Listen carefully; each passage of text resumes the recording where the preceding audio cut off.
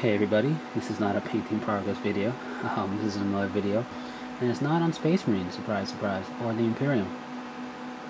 It's about Tau, and specifically Commander Farsight, or Commander Oshova, as he's also known.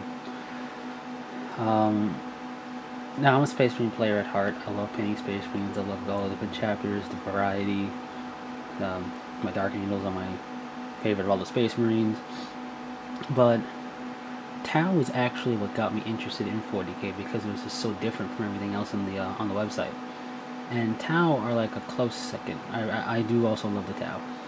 And in the Tau, my favorite special character that they have is Oshova.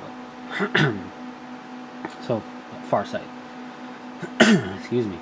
I don't have him. I plan to order him soon, but which is why we're on Games Workshop's webpage. I wanted to show you guys this because some people don't use the web page to like order stuff, or they do and they don't really pay attention. You know, because you don't have to go to this main page of the guide to order it. You can go to like the thumbnails and you can add the cart there. And just because sometimes you're just not really, you don't care. You just want to buy the model. You don't really look around, or you just read the articles. Or some people just may be new to the hobby and new to whatever, new to Games Workshop's website. But this isn't their new website, obviously.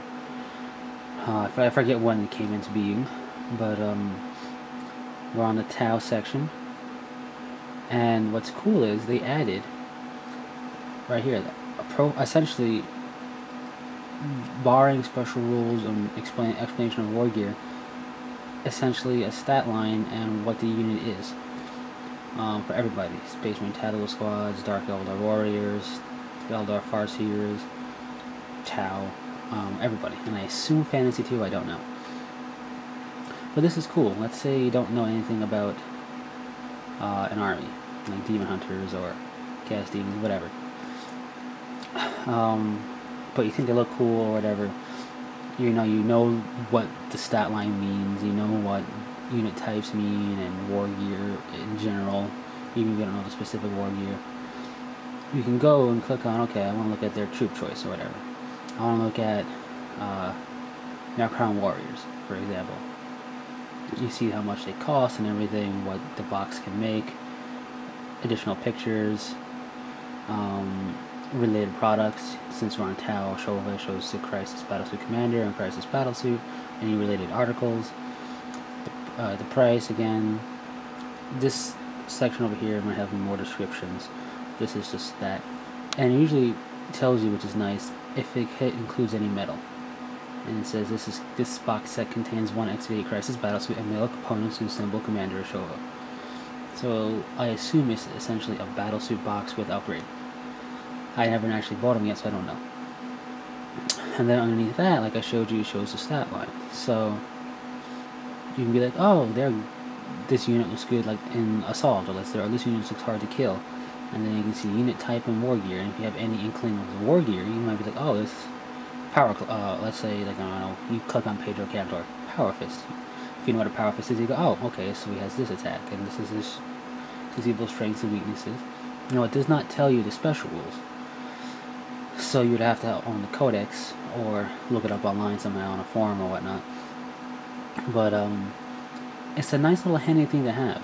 Let's say you're interested in an army, and you look at, I don't know, Khorne Bloodletters. You go, oh, they don't shoot at all. Or Khorne Berserkers, oh, they don't have a rifle, they don't have pistols. I want to shoot. Then you know they're not for you. Or they may not be for you. But anyway, I'm just going to talk to you about Oshova. Why I like him. Some people don't. I like him because, first off, he's cool. He looks cool. He's got a big honking sword. May or may not be a Necron type weapon. They leave it ambiguous enough. I don't really care enough to make a point one way or the other, although I will say that, it's a cool theory. What we have here is his price. He's not that bad for one model. That's with a metal plastic hybrid. And then we have what he is. He's a unique character. He's jump infantry jetpack because of a battle suit. He's got a battle suit, hardwired target lock, which lets him Make a leadership check. I assume if the war game still works, to shoot something that the squad doesn't shoot, you can shoot his own target, like at a different squad, let's say. He has a shield generator for a 4+ invuln save. He's got a bonding knife, which always lets Tab regroup another half if they have it, and if the person who has it is alive. He's got a plasma rifle. And it says dog, because, you know, websites will do that and just cut parts off, but it's supposed to say Dawnblade.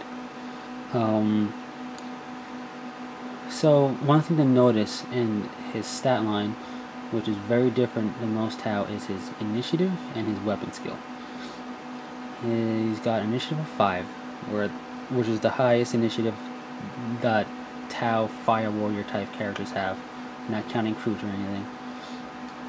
He's got a weapon skill of 5, which is the highest a Tau character can get, and a Tau unit can get.